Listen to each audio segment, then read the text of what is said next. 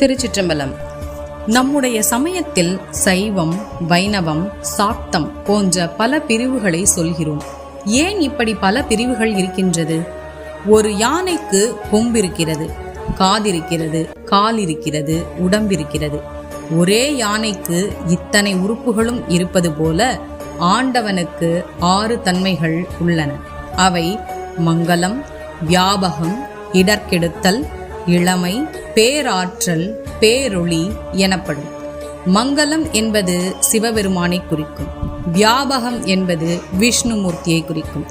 இடர்கெடுத்தல் கணபதியை குறிக்கும். இளமை முருகவேளை குறிக்கும். பேராற்றல் பராசக்தியை குறிக்கும். பேரொளி சூரியனை குறிக்கும். அருசமய சாத்திர பொருளோனே என்பது திருப்புகழ். 72 மதங்களையும் கருவறுத்த ஆதிசங்கரர் சைவம், வைணவம், கௌமாரம், கணாபத்தியம், சாக்தம், சௌரம் என்று ஷண்மதங்களை ஸ்தாபித்தார். ஒரே மூர்த்திக்கு இந்த 6 பண்புகளும் உண்டு. ஆகவே சமயங்களினாலே மதங்களினாலே வேற்றுமை கிடையாது. ஒரே பொருளை 6 திசைகளிலும் இருந்து பார்க்கிறோம். திருச்சிற்றம்பலம். நாளை மற்றொரு பதிவில் இணையலாம். நல்லது நடக்கும், நல்லதே நடக்கும்.